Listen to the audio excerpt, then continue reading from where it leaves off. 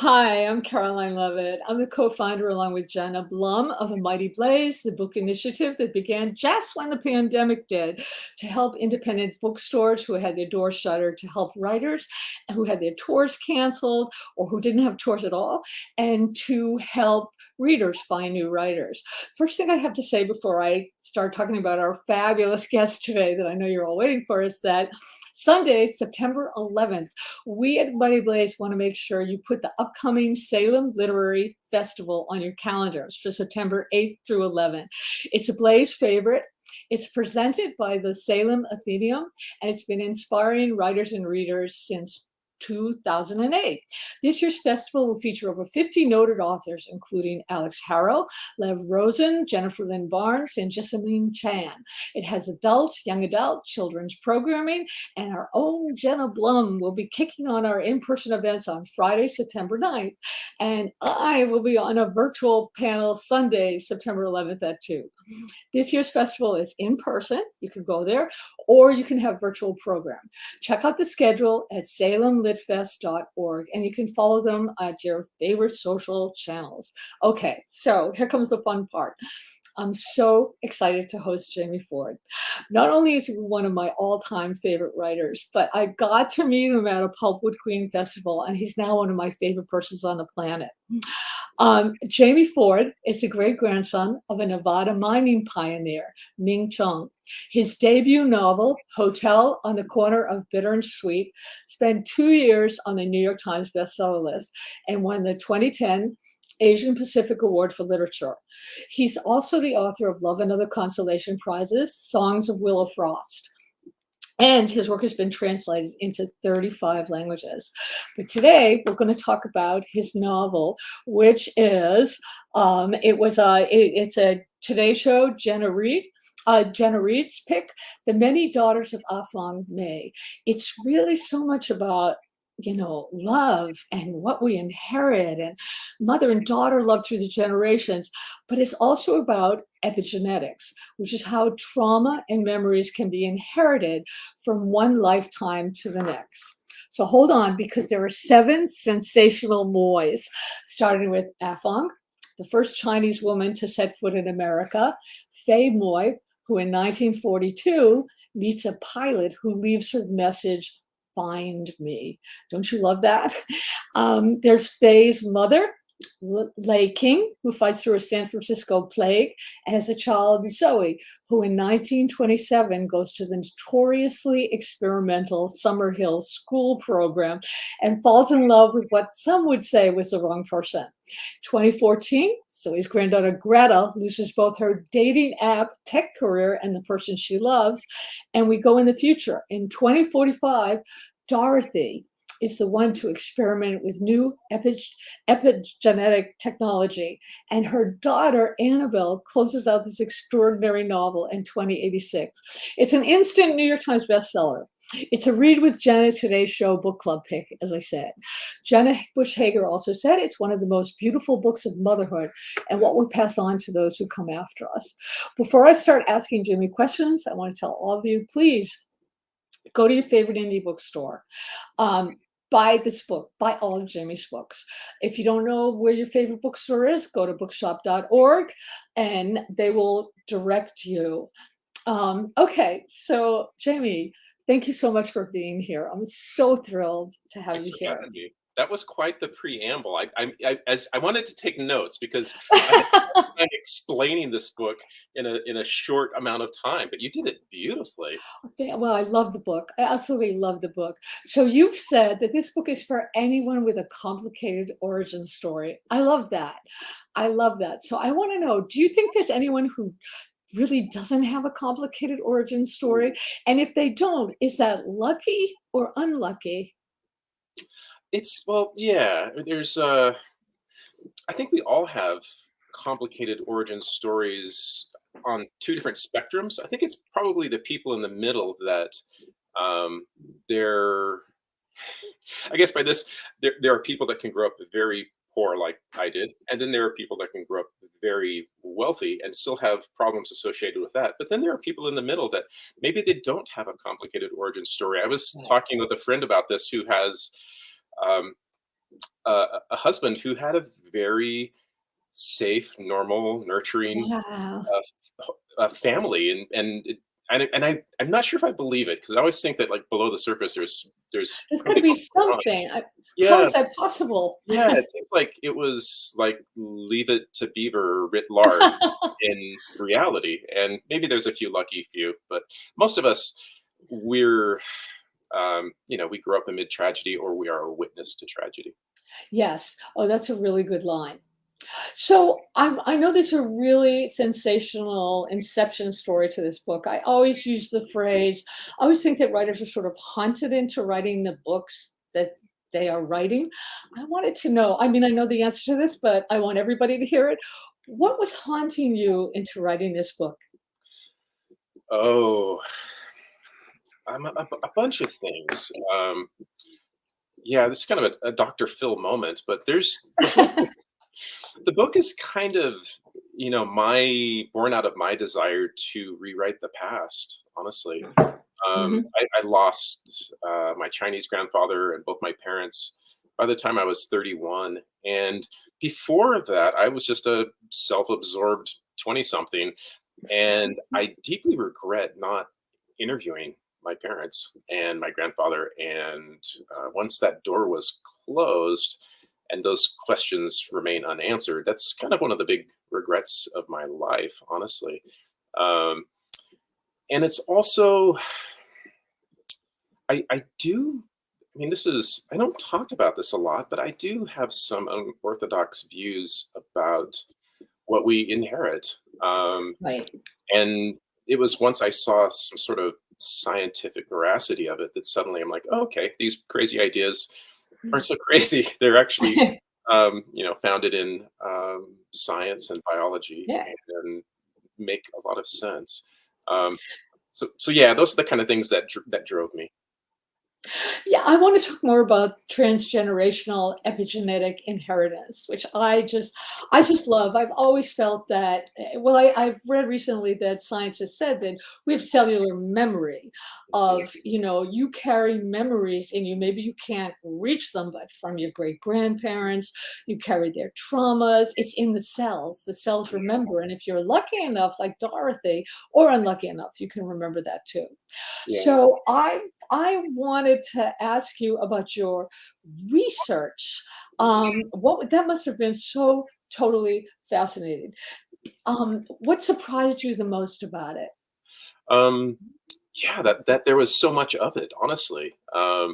It's interesting in our culture. We have these things that might exist for decades in a scientific context or a therapeutic context, and it takes a while to enter the zeitgeist for the rest of us. Um, you talk about the possibility of inheriting memories. I from the research that I looked into, I mean, it's there's a lot of evidence. Yeah, I call them memoiric atavisms, and an atavism is something buried in our DNA that through whatever reason gets switched on, something that left in the past. Um, sorry. and sure, and an example of a genetic atavism is occasionally a baby is born with a vestigial tail um, from some prior evolutionary period, Mhm. and that's baked into our genes. But I do think we have memoiric atavisms. I do think we have broad emotional things that are baked into our DNA. The study that jumped out to me years ago, and people have talked about it for years, was the one at Emory University in 2013, where they took lab animals, and in this case, they were mice, and they exposed them to a cherry blossom fragrance as they electrified the floor, and they quickly habituated the mice to equate that scent with pain. So they didn't have to shock them; they could just introduce that scent, and they'd panic, they'd have a fear reaction. But then they found out two, three, four, 5 generations later, the descendants of that original set of lab animals, and these are lab animals that had never been shocked, never smelled that scent. When they introduced that fragrance, they had the same fear reaction. And it was a real profound look at the way Right. one instance of trauma is transmitted across generations. But there were tons of articles like that. And I mean, there are articles on the health outcomes of the descendants of Civil War prisoners, a whole bunch about Holocaust survivors and their descendants. Right. I met a woman whose son is in his early 20s, and they were part of a study of women who were 6 months or more pregnant who watched 9/11, and how that may have switched certain things on or off that lead to different mental health outcomes. It's super fascinating, Yeah, it is. and it's one of those things that I think we know it in our bones.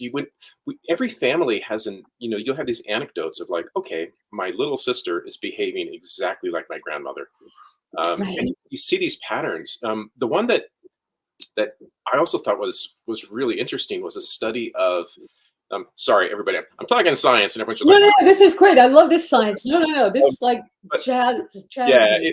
I geeked out over it. It was a study of children who were born blind, so they're blind from birth, and it was a study of their expressions as they get older, their expressions of fear, of worry, of joy, of laughter, of panic, of surprise, and their expressions mirrored that of their parents, but they obviously had never seen their parents with That's so their eyes. interesting.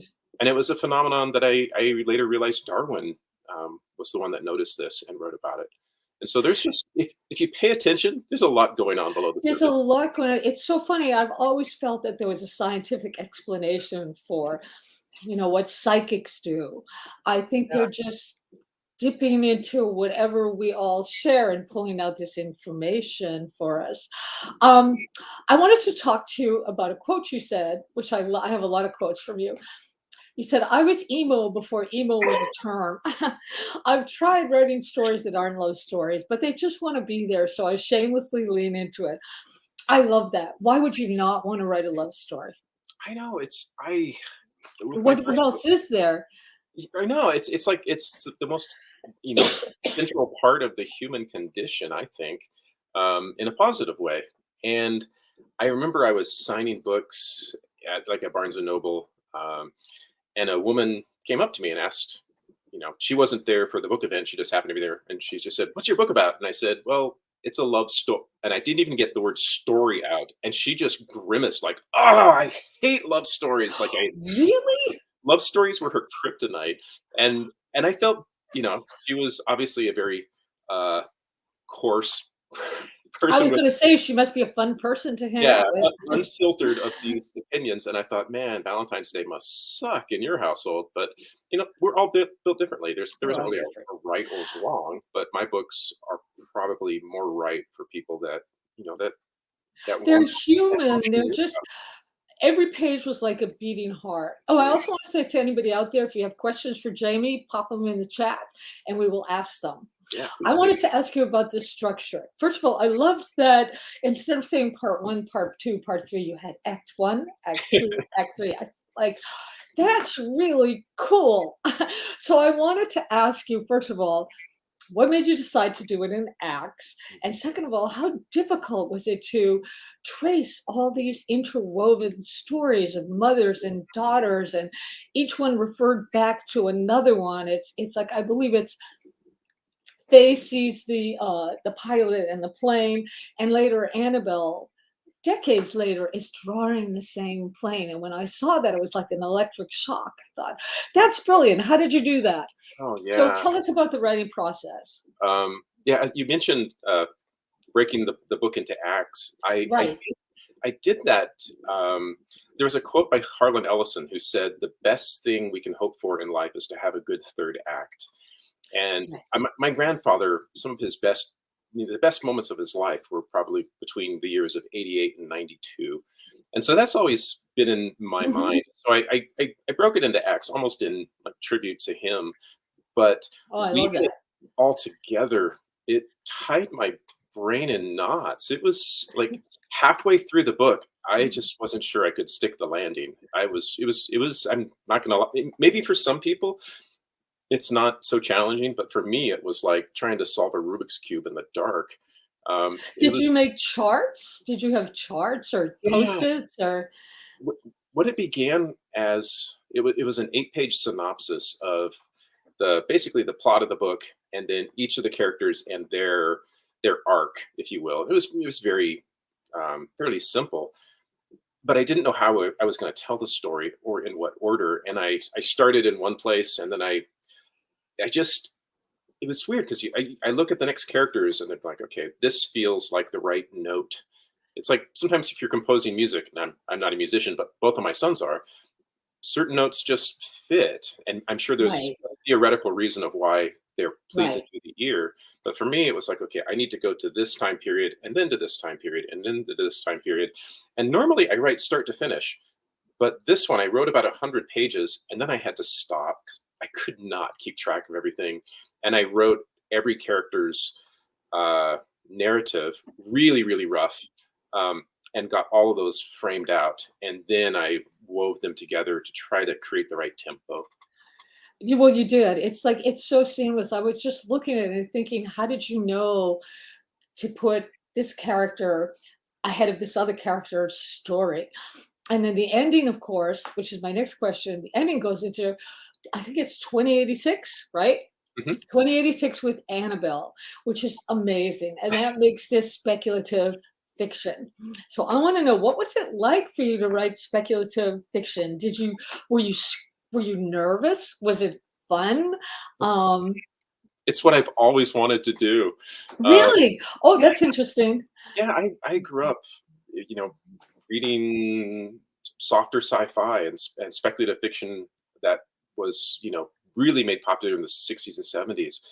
That's what I that was almost like my mother tongue. But I wrote historical fiction because I was really just I was exploring my dad's childhood and my grandpa's childhood. Uh-huh.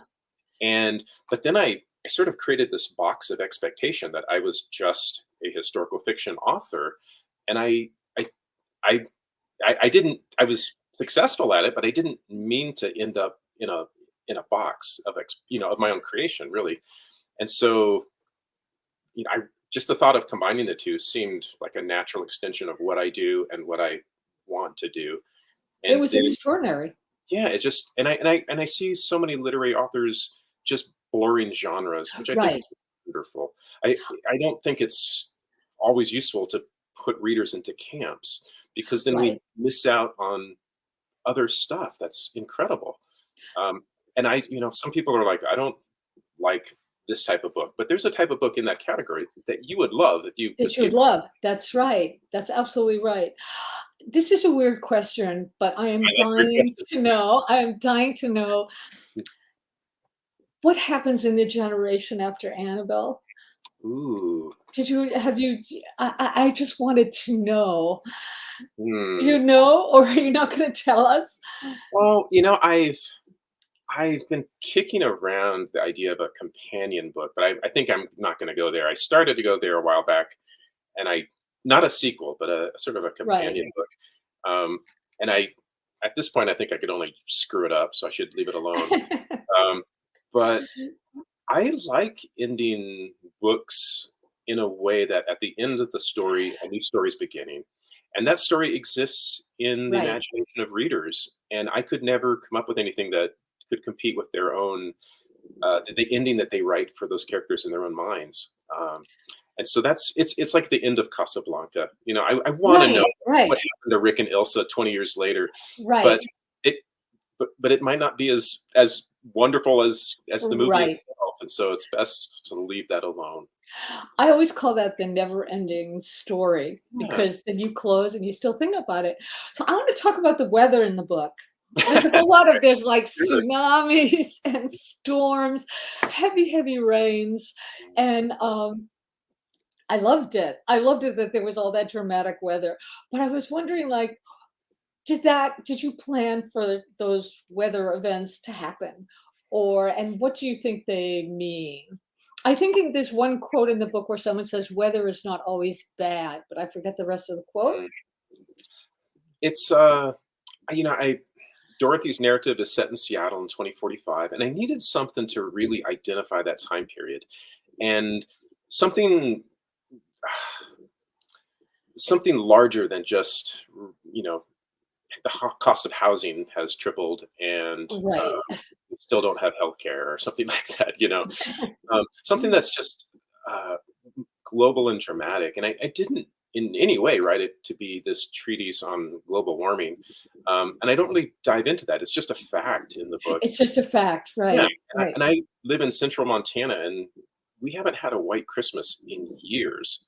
Right. And things have changed. And people can argue the reasons all they want, but things are changing. And Things are changing, right? yeah, one thing that is happening in the Northwest, it used to be called like a 100-year storm, and what it was, they're called arc storms. It's when a typhoon is caught, a typhoon in the South Pacific gets snagged by the jet stream and is dragged across the Pacific and sends it careening into the Pacific Northwest. And it's happened numerous times, but it's happening way more often now. Right. I know. And I it's know. affecting. I mean, it's not just the life of people who live on the coast, but those storms cross inland for 100 miles, and so it's pretty dramatic. And in the book, I just kind of take that and roll with it. There was a real study on these storms and a predictive model of these storms and things like that. So it's a real phenomenon. I just cranked it up a little bit more. I loved it. It was great. It's you can, some of the pages were rain soaked, literally or figuratively. So let's talk about ghosts. I Mm, read that you said you don't believe in ghosts, but you believe in a belief in ghosts, which I thought was wonderful because there's a whole lot of ghosts in the book and visions. And it's almost, somebody says our insanity is not that we see people who aren't there, it's that mm. we ignore the ones who are, which in a way makes them ghosts. Can you talk about that a little bit? Yeah, that's a beautiful quote by Andrea Gibson, who is my favorite poet on the planet. We could have a whole discussion about Andrea. Um, yeah, I guess I'm. It's weird because I have really kooky ideas on uh, continuity of consciousness, if you will, and some things that probably are better expressed in a Buddhist context. But when it comes to ghosts, I don't really believe in ghosts because I know too many people who drink mushrooms or something. And they see them. There's always something that's accompanying that vision. But I like the idea of ghosts, so I believe in believing in ghosts. I want them to be real. And to be fair, as I was writing this, and I was at Yaddo, for those of you unfamiliar, it's an artist colony in Saratoga Springs, New York. I stayed in the room where the founder died, and Oh, I was on full ghost alert, and I never had any weird experiences, but I did have a weird experience elsewhere in another part of the estate that it's hard to explain. But it was one of those moments where I'm like, okay, something else is you going. have to tell us. You can't just say you had a weird experience and gloss Um, over it. You have to tell well, us. uh, Yaddo was Katrina Trask. Her husband died. She had 4 children. They all died before the age of 8. So she left her estate to be this artist colony. And everyone says that they see a ghost, but it's a short ghost, and they're not sure if it's Katrina or what it is. But I did a lot while I was there. I wanted to know everything. I write historical fiction. I want to know all the, Right.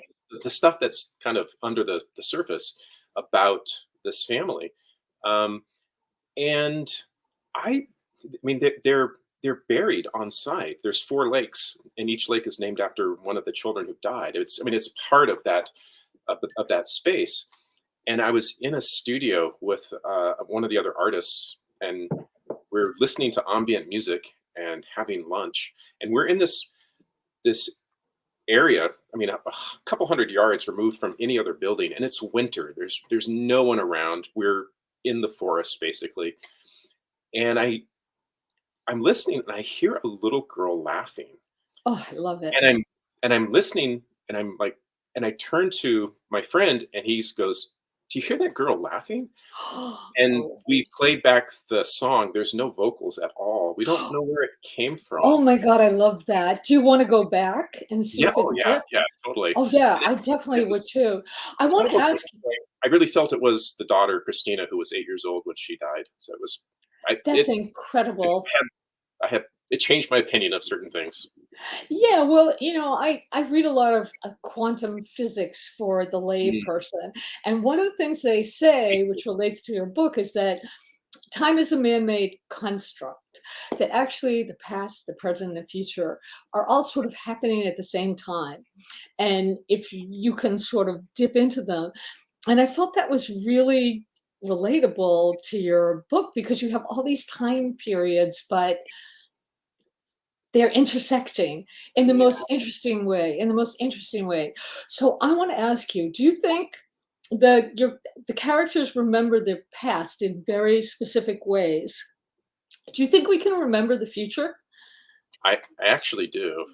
You do. Oh, I love it. Yeah, That's great. I think of writing as remembering. So sometimes it just feels right. There's like a metric of right or wrong or true or false, and that sometimes I'm writing something like this isn't it. This is not it. I know this is not it. This is not what it's supposed to be, and I keep going until I feel like I've found it, and it feels like that same aha moment of remembering something that's just on the tip of your tongue. Or, something you're like, Right. oh, I could just remember that name. And then, 2 hours later, you wake up in bed and go, Charles, and you remember it. Um, Right. for me, writing is remembering. And I, I mean, that sounds so woo woo. And I don't, Just but put in quantum physics and it won't sound woo-woo. it's so, it's so true. I do the same thing. In in quantum physics, for those people out there, just look up the double slit theory, and it will blow your mind Oh on yeah, absolutely. how reality is basically altered or created by observation, which I think is That's super right. fascinating. That's right. Which is extraordinary, which is extraordinary. So there's also a definite Buddhist slant in the book. Mm, One character, a Buddhist character, says that only an enlightened being can bear the burden of universal knowledge and the shared memories of ancestors that everybody else needs to sort of not remember so much. Why do you think that is? And do you agree with that? I mean, I would like to remember everything. yeah, I think it's I think it's there. I think a lot of it is there. I mean, our our coded our coding DNA is only 2% of our DNA. Scientists call the other 98% junk DNA. It has no use. But They maybe don't there's some know. use there. Maybe there's use. There Maybe they're must looking be. for the wrong things within that the strands of DNA. I do in the book. It's hard to explain, but as I was studying epigenetics, it seemed like epigenetics is a scientific explanation for karma for me. Um, Yeah. and Tell us. if you think of karma as the way we live our lives, it Right. affects our next, incarnation. But and there's a million different flavors of Buddhism, but the Buddha himself said, don't spend a lot of time thinking about in reincarnation, because that's not what this is about. But this is about karma. And so if our next iteration is our children or something else, then epigenetics is the scientific expression of that. The way we live our lives, the things that happen to us, good and bad, we pass that down, and it affects the lives of our offspring.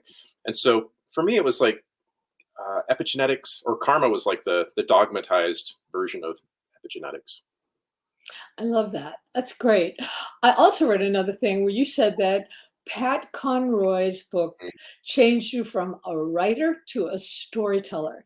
So for you, what's the difference between a storyteller and a writer? Ooh. Um, I mean, they are part and parcel the same, but there's a specific um, type of writing, and I think it's dominant in our industry. It's what I call performance writing. It's where a writer is writing for other writers, Oh yeah, that's terrible. That's not good. That's not good. or critics who are Or generally other critics. writers. Right, right. And you forget that you're telling a story, and it becomes all about the linguistic jujitsu, the clever arrangement of words on Right. the page. And there's so many books that can be a very award-winning book, and the writing is spectacular, but there's no story. It's like Right. onion skin. It's just transparent. You can't find it. And Pat was one who he it was story first. And I know people, sometimes love or don't love his style of prose. I personally love it, I and love it always, too. yeah, it's just something I just want to melt into it. Yeah. But he was all about story. He never forgot that there's someone holding this book that wants that wants to get to the end of the page and go, what happens next?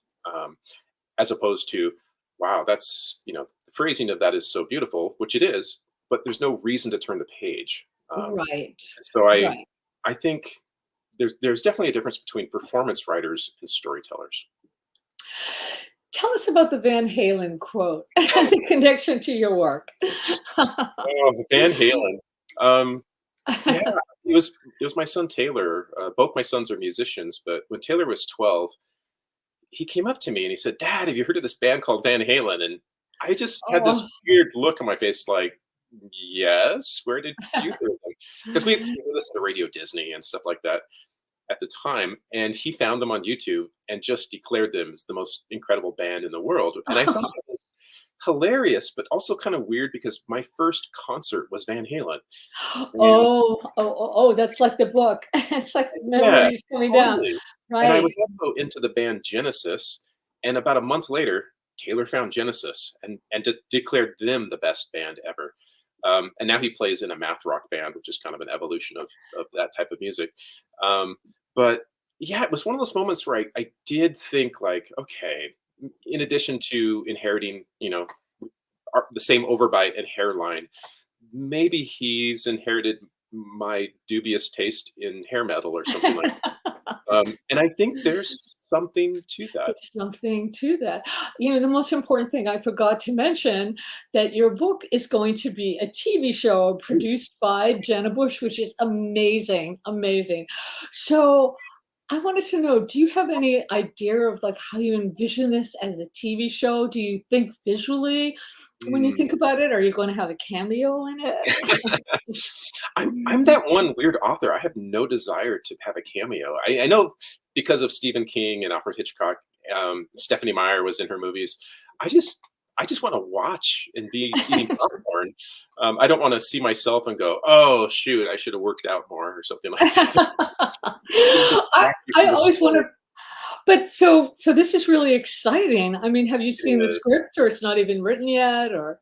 Yeah, actually, I went on the Today Show and people said, "Wow, you didn't seem nervous at all." And I was somewhat nervous, but it wasn't the first time I You didn't talked to s Jenna. We talked numerous times before that about the series, and so she has a producing partner named Ben Spector, who's dynamic and talented and resourceful and creative, and has just the perfect experience in the business, the perfect heart for this piece.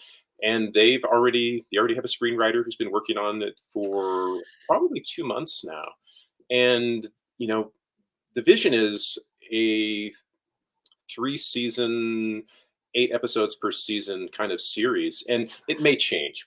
Every from now to next week, everything could Right, change. right. But the idea was to have 3 characters in the first season, 3 characters in the second season, and then the final season, we sort of weave everything together and wrap it up. But because of that, we'd be able to go much deeper into every character, which I think Oh, is I great. can't wait. I can't wait. That's so great.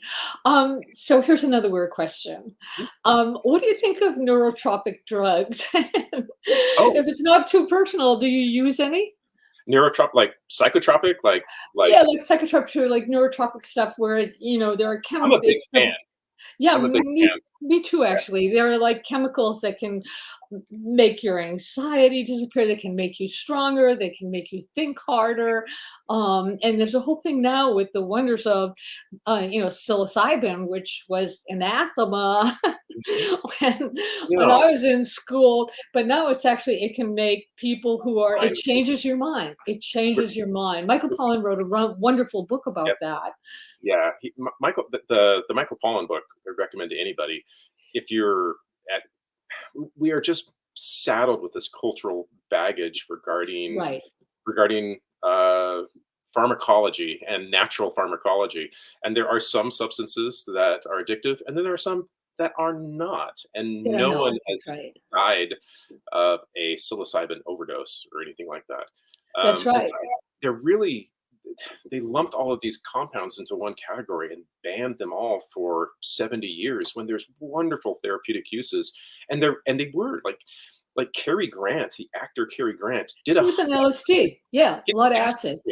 with his therapist 100 times. That was Yep. considered normal.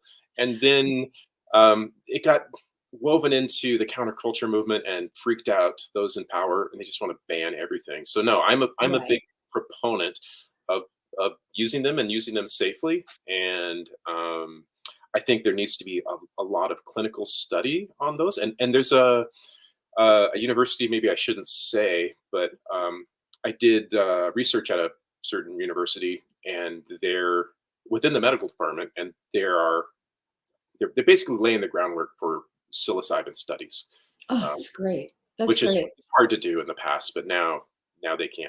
Because Are you going to sign up? yeah, it's really it changes your perspective. It kind of It gets you does. out of your the rut prescribed by society, and society is a bunch of confusing norms that have evolved from uh, various cultures, and it kind of gets to the root of a more interesting reality, if you will. I think so too. Ollie, do we have any questions? Let's see. Okay. Can transgenerational epigenetic inheritances be recessive? Oh, Absolutely. that's really interesting. Can a traumatic memory skip a generation? That's a great Yeah. question. Yeah, it totally can. You can have, you can have a child, you can have a cleft chin, and then have a couple generations without a cleft chin, and then have the cleft. Then it comes up again. Yeah, it functions just like the way other genes can be recessive. So it's functions in the exact same way. It's just instead of a physical manifestation, it's psychological. It's so fascinating. Oh, I see a question in the chat that says, "What do you enjoy reading?" From Janine Woodworth. What do I enjoy reading? I'm I'm looking at all these books that I I can I find, know. and they're It's the deluge. yeah, they're really these are mainly for research, and so they're kind of out there. I'm all over the place. As an example, the last couple books I read, one was a memoir, which was "What My Bones Know" by Stephanie Fu, and it's a memoir of complex PTSD. It's painful and it's heavy, but it's also funny and honest, and it's just the audiobook is a wonderful way to read that book too, because it's in Stephanie's voice, and she was a journalist for This American Life, so she knows how to tell a story, a complex story, in an engaging way, and that's a lot of actual reality. And then I read People You Meet on Vacation by Emily Henry, which is it's just a wonderful love story. And it's not going to change the world, but it will consume your imagination for That's right. days. It's And if it wonderful. changes you in some Yeah, small ways, then it's that's kind worth of it. anything that gives your empathy muscles a little bit of a workout, I think, is a good thing. And what I'm downloading now are a bunch of Colleen Hoover books, which she's a sensation, and she's a sensation for a reason, and I wanna appreciate whatever that reason is. I have some friends that just read them and says that she writes complex characters really well, flawed characters, and then you hate them, but you also sympathize with them, and that's what George R. R. Martin does. He writes these That's characters right. that are villains that break your heart, and so yeah, that's what's on deck next is I a bunch. always I always ask this question: What's obsessing you now, and why? Oh, it's obsessing me now, and why? Oh, Yeah, it's oh, look at all those yeah. post-its. This is research for the next book. Um, I interviewed a man named Jim Tucker, Dr. Tucker. He's the head of University of Virginia's Department of Perceptual Studies, and he spent 30 years studying cases of children, generally younger than the age of 6, who have memories that they shouldn't have. Oh, um, I that love it. that correlate to actual people. Hmm. Um, and I mean, the studies that they do is fascinating. Where they will, I mean, the one he was on a Netflix special, and one of the cases was briefly touched upon. We talked about it at length, and it's much more complex and mind blowing. But the the basics was a little Caucasian boy who was 5 and was telling his mother that he was black, and his babysitter killed him. And so Wow. they contacted a child psychiatrist who referred him to Dr. Tucker. They go and investigate. They found a child who had been killed, a black kid who was killed by a babysitter years ago in a few counties over. And what they did is, where that other child who was murdered, they took photographs of the house that he lived in, his park, his dog, his school, the grocery store down the street, and then they have a control photograph, and then they put those in front of this little boy and ask him to see which one is more familiar. And he chose all of the ones that were from this other child. And Dr. Tucker, he was a child psychiatrist for years, and then always felt like something else is happening. Hmm. And so then he joined this department. His predecessor had run it since the 50s, and now Jim's run it for the last 30 years. But they have like 2,800 cases just like that. Um, and that's just one of the scientists and doctors in that department. There's another one that specializes in near-death experiences, and there's another one that specializes in um, a synchronicity. Um, are things coincidences or not? Some things are. Some things may have another cause. There's all the, and it's just like a who's who of the greats in parapsychology, and it was such a great visit. He let me just hang out in the department's library, which is like Oh, Doctor Strange's library. oh And boy. every paranormal book going back to the early 1800s, they have, and it's just there's a cool vibe there. So anyway, that's what I've been geeking out about, as you can tell. I love all that stuff. I absolutely love that. I firmly believe that reality is stranger than we can ever imagine. And if we Yeah, just open up a little bit to it, we'll see. and and and Dr. Tucker takes all of these, very unorthodox beliefs, and he takes it back to quantum physics too, as um, Oh, I as an love that. scientific explanation for why these things happen. It's That's observed right. reality. So my very last question is, what question were you dying to be asked that I forgot to ask you? Ooh, this wasn't a question I was dying to be asked, but it's something that someone asked, um, and it kind of blew me away. And it was actually asked by my cousin, who is a librarian in Brooklyn, and I didn't realize it was his question at the time.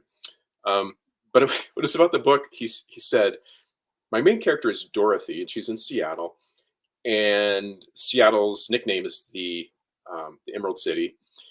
And there's a character named John Garland, and the question was, was that kind of a nod to Wizard of Oz? But then I have a character named Alice, or like possibly Alice in Wonderland, and a character named Fae, and Fae is another term for fairy folk. Um, Right. and the question was, is your book actually a subtle treatise on the nature of reality? And I was like, that is Oh, a that's great question. great. That's great. That is great. And what was your answer? Yes, it is, Yeah, right? yeah, it kind of is. Absolutely. Oh my Um, God. yeah, and yeah, Brian Lim, if you're out there, that was the question of questions. You nailed it. That's super. That should be festooned on the paperback. So I want to thank everybody who has been here. Again, go to your indie bookstore, buy all of Jamie's Mhm, books, buy everyone's books. absolutely. Bookshop.org can direct you there. I want to thank Ollie, our fabulous producer. And I want to remind you again, I'm sorry, I have to do it. That September 8th to 11th is Salem Literary Festival. Just go to Salem Literary Fest .org, and you'll find out all the information you need to know. And thank you all for being here. And Jamie, thank you so, so much. This was the best conversation ever. So we'll see all you guys next week. Bye. Bye. Thank you.